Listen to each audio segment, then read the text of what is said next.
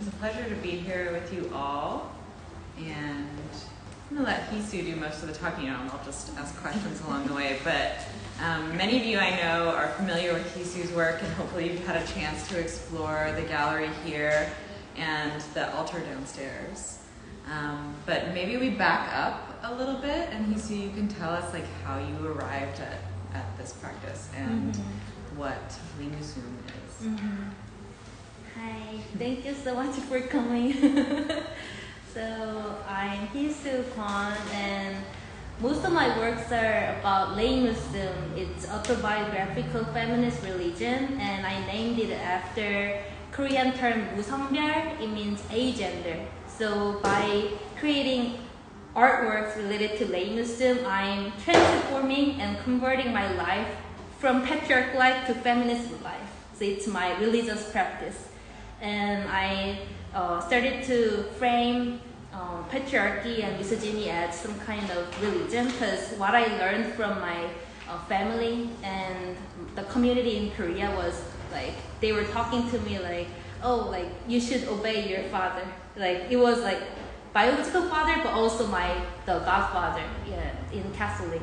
So I realized that I was born in Catholic, but also patriarchy. So yeah, that's how I started to make art. I majored in business in college, so it was really huge transformation in my life. Yeah, so I actually really tried hard to convert my life to queer feminist life. Yeah, so all the works here and my video works are all about like that, like my personal ritual for my ancestors and my life, and also for the community members that I met through this journey. Yeah, I love that. What really resonated for me about your work is that you started by asking this question, what would it look like to live a feminist life? And you started, even through when you were studying business, like making interventions that felt like feminist interventions and doing feminist work, but to counteract the patriarchal society that you grew up in, you can't just start doing feminist gestures. You have to completely back up and create a whole new sort of feminist history, a feminist ritual, a whole religion to undo how deeply ingrained that system is. And then you were like, okay, I'll do that. Like, I will take that on and build this from the ground up. And that's just, I feel like it's a really radical gesture and a really impressive system. And maybe you can tell us about how that started for you from this autobiographical place and your own family, and how reframing for your ancestors what it would have been like to grow up in a sort of feminist society. Yeah, I think just like, so I majored in business and I was involved in some startup scene a little bit. And I wanted to make some new product related to sanitary napkin. And like, it's long story. So long story short, I realized that what I wanted to do through the business was really about reproducing the misogyny and patriarchy, which I just learned and copied from the business major, like monetizing my body and my family's body. And I didn't realize that I was under that kind of paradigm of thinking even. So that was really traumatic actually, because when I was doing the business, like I did it for like 2 or 3 years, and I had some mission like, oh, I think my work will help people in my life. Like, it's kind of ridiculous that I thought like that, but at that time I was quite serious. Then I was like, oh, I think it's meaningful. But after I realized that I was just reproducing the violence, which I didn't realize, then it was really traumatic, and I really wanted to live different kind of life, and that's how I started art.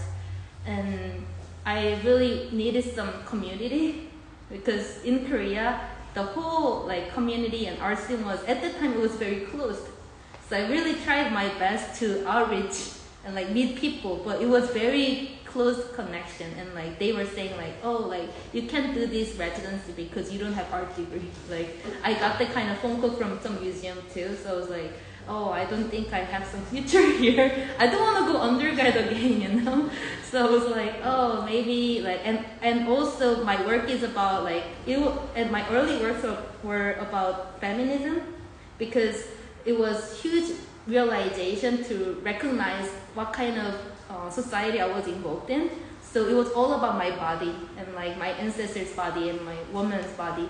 And I realized that in Korea it would be so difficult to do that work, because in Korea like there was a lot of like radical feminist movement around that time, and people were some people said like feminism is mental illness, and actually I had that kind of criticism too. And some of my friends told me like, why do I make other like issues in the society? Why do I question some tradition that I'm supposed to follow? So like I didn't feel I'm linked to the community there, even though I know they love me, but I thought like I can't find my future.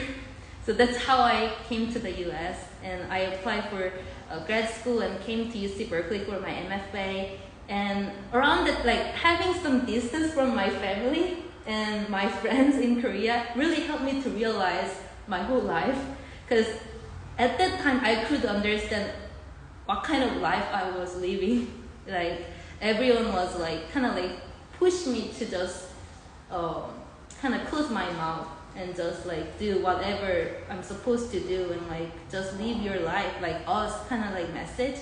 And I really liked my time at UC Berkeley, because it was really I learned a lot of like ways to think about conceptual and critical aspects of my work and my life too. So it was really helpful. And my mentor Alan D'Souza professor told me, like at the time I didn't do like Leymusoom, but I was talking about like, oh, I want to make some fantasy world where everyone is happy, like without any prejudice, like I want to do that, like. And he said like, they said like, Heesoo, that's religion. That was really shocking for me. So I was like, no, that doesn't make sense. I hate religion. Like I'm scared. Like, do you know how my family was like treating me, like or something? But they were like, no, that's religion. You're talking about the vision, and they're talking about the life, the people, like, yeah. So there was a lot of like momentum that I experienced. Really good feedback from people around me in Berkeley. Yeah. So I started as some autobiographical aspects, and working with my community members helped me a lot to expand it, because like I was just making my own work. And they were talking to me like, oh, it's so cool, and I want to convert to this religion. So I started to have some converters, and it became like there are around 200 people all over the world now so far who officially said they want to convert to Leymusoom, and they were sharing their life and their background. And even though I don't have any like connection with their background, I could just understand. We could just feel each other. Like during the COVID, I had a lot of Zoom calls with many like random friends who became really good friends with me now. But we were like crying. They were saying like, oh, Heesoo, I love your work so much, and like they were talking about how they felt, and they really touched me a lot. Yeah, so it was really beautiful, and I think the whole journey was started from my life. And I was like talking about my ancestors a little bit, and then like people gave me a lot of like power and like a lot of support, and it became some kind of like community too. So you were building out the community that you didn't have, and doing that through an online interface in which you created this whole world in which people can also commune and have a ritual and find community, even if your geographic location or the time you're in limits you in that way. Yeah. So, I mean, one thing that I think is really interesting about the way that you've been able to build out, I mean, maybe we should describe a little bit of what that looks like, and people have been downstairs, but what the like technological substrate is, what that world looks like in that portal, but then also how that blends with lived existence, and how you've been able to have this like relationship between rituals in person, and then how that becomes represented and accessible in an online platform. I think before COVID, it was 100% in person. Yeah. Community-based work was 100% in person because I had my studio on UC Berkeley campus and I used it as my church. So people came and we just hung out and we did some workout and like workshop, not workout. We did some workshop and like do some like gathering together and after, so I was doing some in-person gatherings often and also like some performance together with the community members. But after COVID, it's all canceled and I didn't have any access to meet anyone.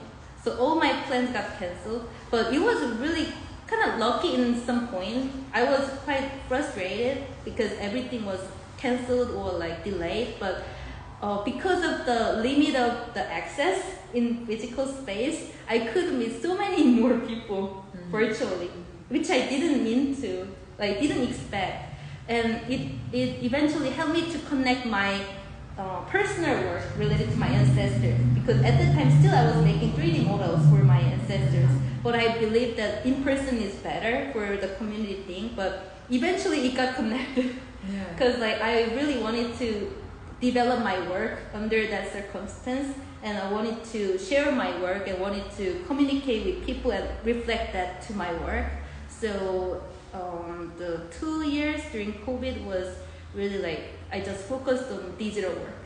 Yeah, and after that I could get some access to the 41 laws Chinese Culture Center's another venue. So that's why I could like invite everyone back, like so like inviting my friends from LA when they visit here, like I asked them to do some performance with me, and and like other like people who joined Leymusoom a while ago too. I mean, it seems like a natural fit in lots of ways that you went that direction, because the digital world can accommodate the kind of vastness and boundlessness that religion offers. Yeah. And you do end up bringing in different elements from religion, whether or not.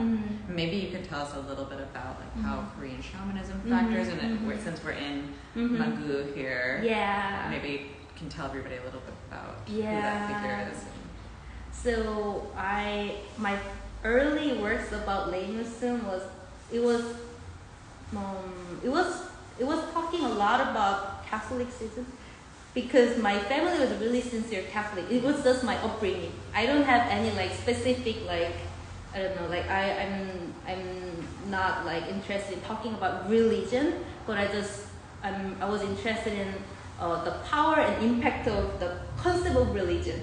And I realized there's so many different types of religion in my life.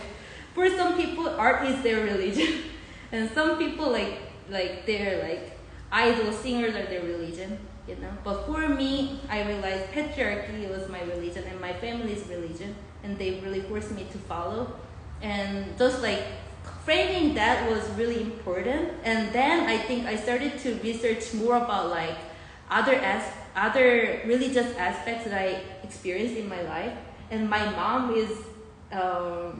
was good inspiration, because her family was really sincere Christian, but she converted to Catholic when she got married, because my dad's family was Catholic. And then after, it's because my grandma and great grandma, we lived together. We lived together, and they were like always inviting me and my sister to read Bibles and, you know, a lot of like discipline. And after she passed away, she's really into shamanism. One of her best friend in Korea is a Korean shaman, and like it's almost like I think it's her, like the Korean shaman friend is my mom's therapist, but also really good friend. They're talking together and like crying, you know, that type of friendship, really like supporting each other emotionally a lot. And I was just interested in, I just got fascinated by how my mom got changed since my grandma passed away. And one of my mentors told me like, Heesoo, your religion was your grandma. And after your God passed away, you created your own religion. It was like, oh, that's really interesting perspective. Yeah, so I was interested in like understanding how my mom transformed her life, and I became interested in Korean shamanism, and I found really interesting points there. First of all, Korean shamanism they have very independent shrine system. Each of the shamans have their own shrine, and they call each other and themselves as God. And there's no hierarchy between the shamans. There can be some teacher and student kind of role when they first start the shaman role, but everyone is channeling the same spirit, so very independent. And the whole terms related to shamanism is focused on female energy, because they believe the God spirit energy is female energy. So if you are a shaman, female shaman, you're called mudang or manshin, but there is some different term, baksu mudang. It means you add baksu, extra word, to say that this shaman is male. So it was totally different from the Catholic system. So I was like, wow, interesting. And at first time, I visualized Leymusoom as female and snake, because I got inspired by the Catholic Genesis. And in Catholic Genesis, female and snake, they're evil. They're the reason why we can't go back to the utopia, But one of the shaman told me actually there is a god tribe in Korean shamanism methodology, and their name is 𝘒𝘰𝘯𝘷𝘦𝘬𝘴𝘰𝘰, and the god's tribe symbol is female and snake. So it's really holy being in some aspect. So I found there is really interesting contradictory conceptual background between Catholic and Korean shamanism, and through my mom it's connected. So that's really good inspiration for me too.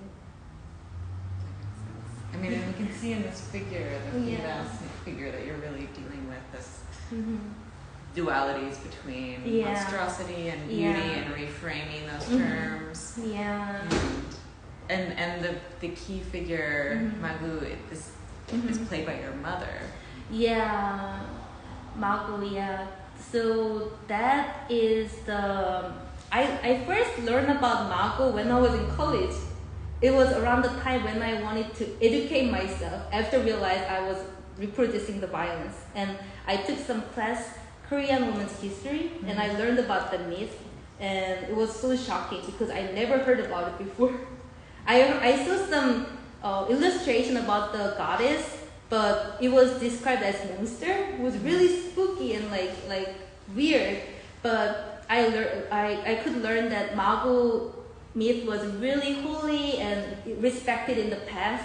But going through the patriarchal history, it was described as monster, just troll in the mountain. But it was a huge giant goddess who created the whole world. So and having my mom to play the role in my new piece is really important, because and it was really special because it's related to the turning point that I started art. And for this video, I had the dual opening in Korea too. So in the gallery in Korea, they presented this video at the same time, and my mom visited the show. Oh yeah. So it was really special for me. Oh, that's great. Yeah. Because in this video, your mom plays Mago and has this creation. Yeah. And it's in this really beautiful way of creating you. Yeah. For one, there's a little live birth of Heesoo. Yeah. Coming out fully formed. Yeah. Which if you haven't seen is worth watching. And it's framed as this really beautiful creation. You're drawing this parallel between creation of the world and artistic creation, because we're also seeing this through your altar of your home desktop situation, and then this parallel with what it is to be a mother and a human and have this matrilineal history. And so you're kind of going back to that original conception of what Mago is before it becomes totally weighed down with the narrative of a monstrosity or something terrible and gigantic. But this is honoring that kind of feminine power and the power of creation. Yeah. So really beautifully. Yeah, and the relationship between my mom and me and my mom's body too. Yeah, that was really, it was really important part for me. I'm so happy with that. And I was thinking about how maybe I shouldn't make assumptions, but when you're born in this video, you're born fully formed, not a baby, but an adult human, and I was wondering why you made that choice. I have some thoughts about it, but maybe why come out fully formed? Because I think, so when I make the 3D body of myself and my ancestors, it's all same age. So I got inspired by Korean shamanism. So in Korean shamanism, there's some perspectives saying every shaman has different destiny, or fate to become shaman. So some shaman would become shaman or see the spirits from when they're 10 years old, and some 40s or 50s. And when I see that, I was imagining, maybe I initiated Leymusoom in 2017, so that's the important history in Leymusoom. And so when I 3D modeled my ancestors for the first time, it was in 2018, and I was thinking which period I should see, how can I say, I studied all the family photos and all the old video footages of my ancestors. It's all different generations, and I decided I wanna make them as same body with me. Spiritually we are equal, and we are I wanna be queer body together, and I wanna be free together. And most of my ancestors got illness when they got old, because they are so much committed to family, dementia or cancer. Everyone has some illness. So I thought it's some kind of burden of patriarchy. So I wanted them to be free from me. So everyone has a healthy, fresh body. Like the time when I started Leymusoom. I was in late 20s, and I was actually doing some experiments to visualize young body or old body. But I kind of didn't feel spiritually connected to see the images. I just want us to stay like this together.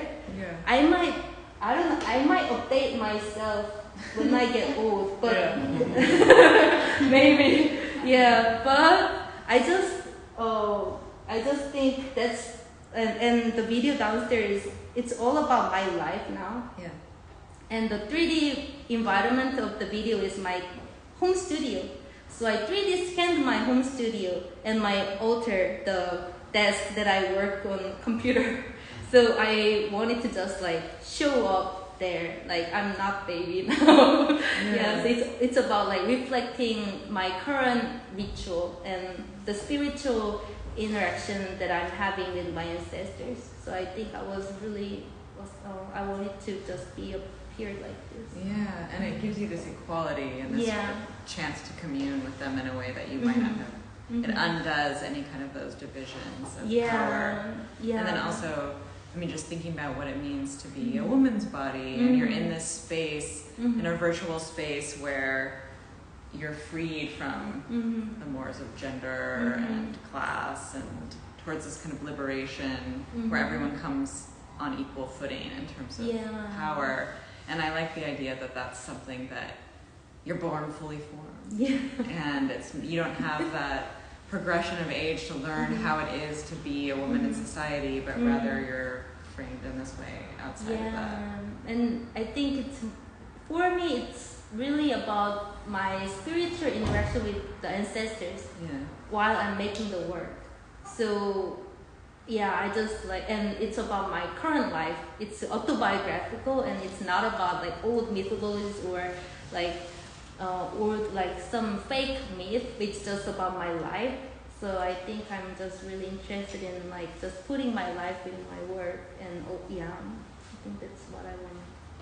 Maybe we should talk about these beautiful lenticular prints that are all around us. And I did not know the word lenticular print before I saw Heesoo's work, but I have this familiarity to it, right? Because it's that wonderful corrugation that when you move your body, the image changes, and it can layer different temporalities all at once, which seems very fitting. And it can also encompass this like analog technology, this super basic like lenticular frame with the digital images that you're bringing on. So it feels like this really beautiful encapsulation of what you're trying to do with your work that's in the digital realm as well. And you've also brought in the Samsung frame and scale of a monitor, which I really love. But maybe you can tell us a little bit about how you came to that. We were talking a little bit earlier about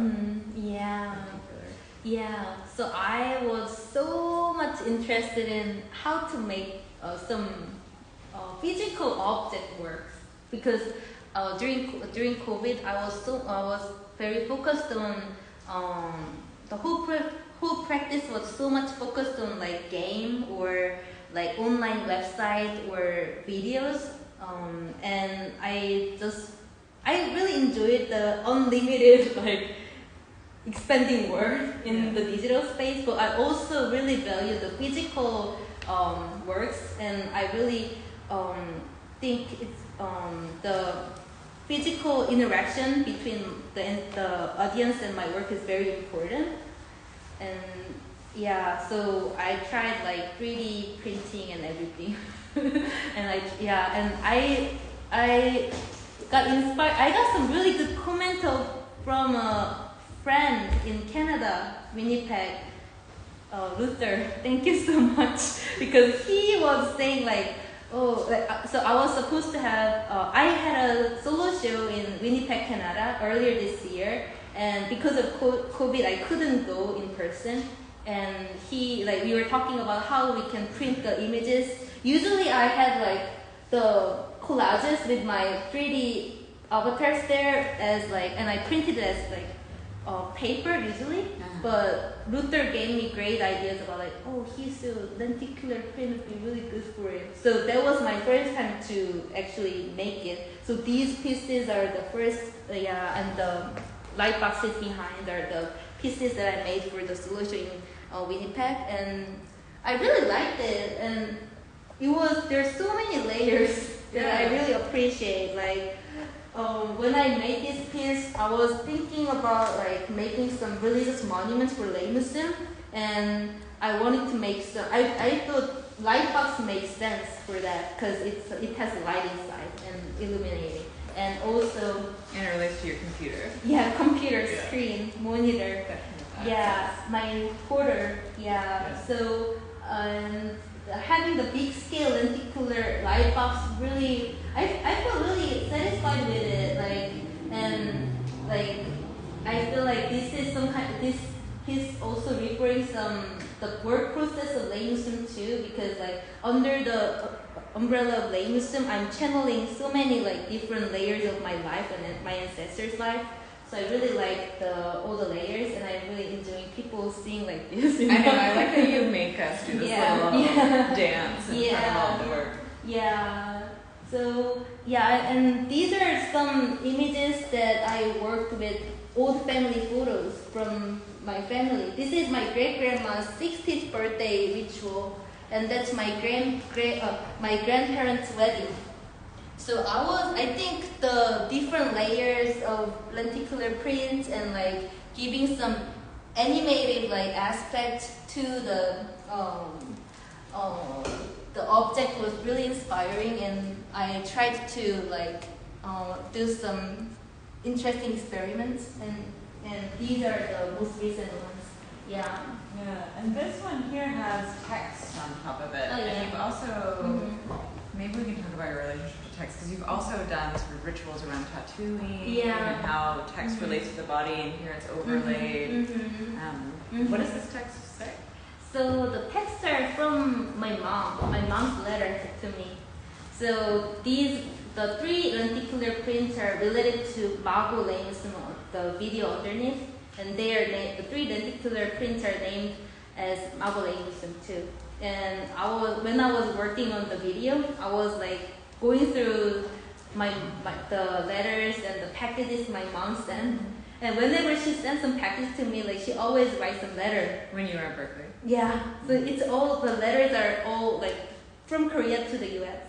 And she's worrying about me, and like she wishes I'm happy here and healthy here, you know, just like wish I can achieve everything I want, like that kind of wishes and like prayer.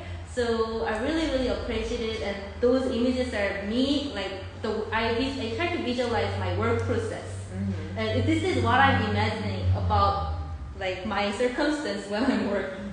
Like a lot of like images and text, but it's kind of like they have some kind of spiritual power to me and really give me some support. So yeah, I tried to, and it's related to the video too, so it's kind of connected.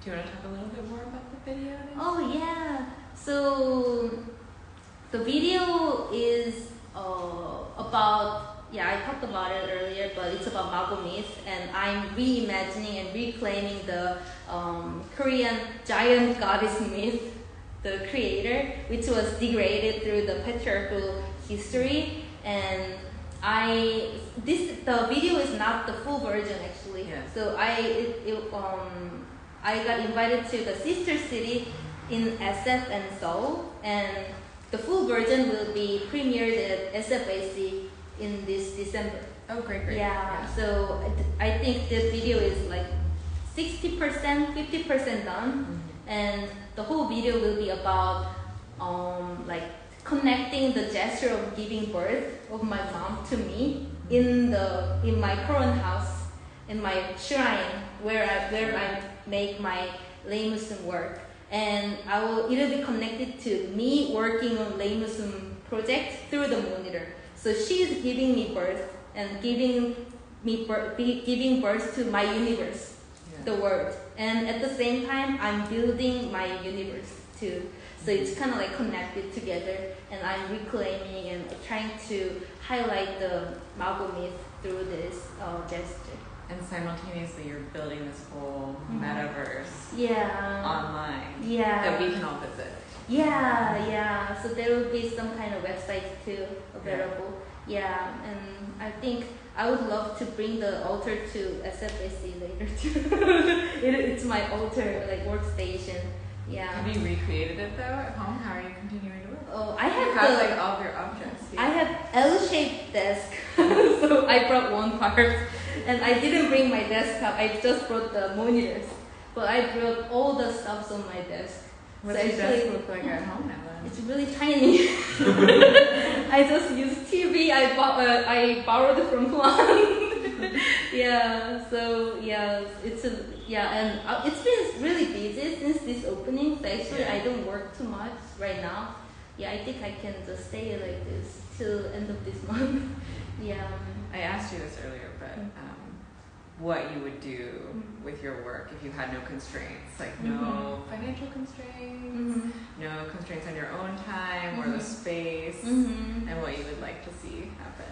I think lenticular. I want to do more experiments with lenticular print. What I imagined earlier was I want to do huge mural with lenticular print, and maybe I can like bring my like ancestors all together, and actually like maybe I can bring my community members' ancestors too, and I can even the members themselves too. So kind of want to like visualize some kind of like my utopian vision with the community and people in my life. So maybe like huge mural, and my partner Andrew gave me some great inspiration before. There's some Buddhist pagoda like called 𝘒𝘸𝘰𝘯 in Korea, and it has like box, like it's stone material and like huge like pagoda, and has some frame. So I was like imagine, and actually the TV downstairs, like at the monitor downstairs, it was like, I realized that's some kind of religious object for me, because I literally use that for my ritual. So I'm interested in making some pagoda with some lenticular print or monitors that I used for that specific piece. So maybe every time I can switch the monitor and like make some pieces.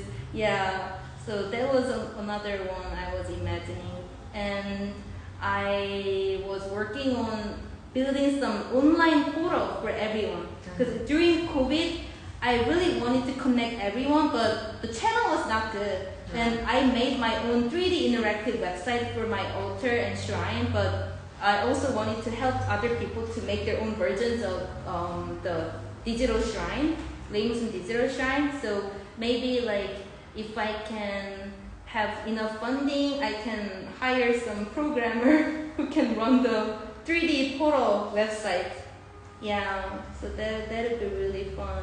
Yeah, so you're continuing to think about your work, and this makes sense, as existing both in the physical space and online, the whole digital world. Yeah, I think and there's not really a division between these two things.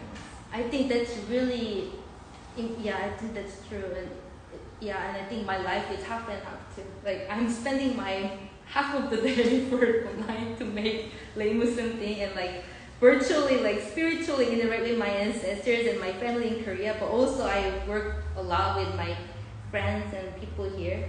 And and for me, like, I think it's also both sides is really important. Yeah. Yeah, I mean, I feel like the digital world in part just allows a kind of,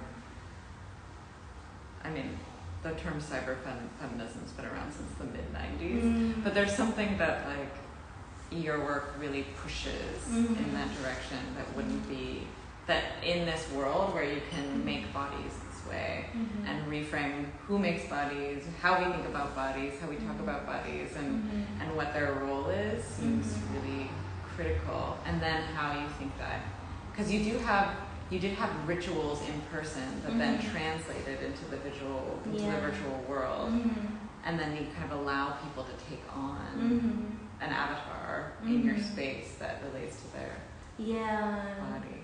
Yeah. Do you think you'll continue to have like that one-to-one relationship between a ritual and physical space, and then recreate it on them? I think that's, so for me, like recreating the in-person or physical ritual digitally is, it's more about archiving history. Because I found that I really wanted to learn more about my female ancestors' lives and their like history, but I couldn't find any besides my family's like memory, because their life was so much committed to domestic life. They don't have any social achievement, and because they're female, they're out of their original family's registered.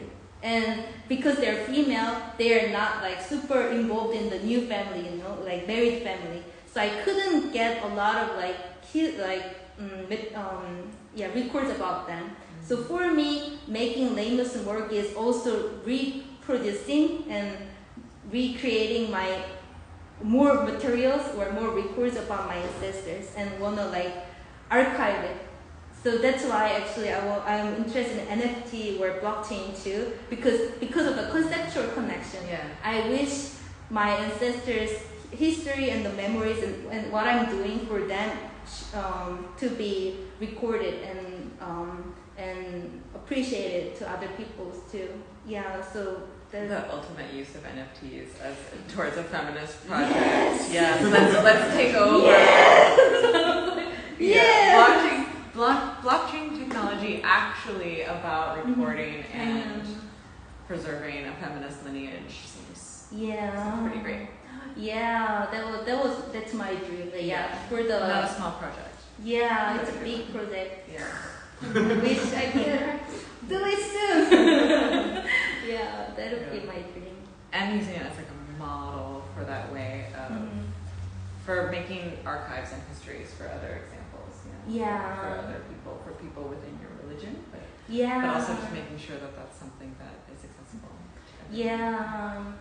I'm really interested. Which seems, I mean, obviously, it's on all of our minds that it's a really critical time for women in our world. Yeah. And in the U.S., but also abroad, everywhere. Yeah, everywhere. It's heartbreaking. It's heartbreaking. So it's really good to feel like, I mean, with Roe overturned here in the U.S. It's amazing to think about the fact that we need to preserve space in which our bodies aren't policed, and in which there's an alternative way of behaving. And it seems very critical to do that now. I'm grateful for the work that you're doing. Thank you so much. Yeah, I really feel that, and I think that's the most strong inspiration, the strongest inspiration for me to continue my work, and yeah, that's the best feeling I really enjoy. Like whenever I feel I'm doing something for my female ancestors, but also like inspire other bodies, female or agender, queer bodies, and yeah, I when I feel I'm kind of like doing something through talking about or like improving my own life, I think that's really inspiring. Yeah, I mean, and the more that you build out this world, it reframes the limitations in the lived existence that we have here, and then you start to realize what sorts of patriarchal assumptions govern our everyday life, and that you had to go to the extent to build a whole new system because we take that for granted, and yeah, it's pretty important. I'm wondering if we should open up to questions. Yeah, I think that's great. Unless you have another, do you want to say anything else about this? I think question would be great. Yeah.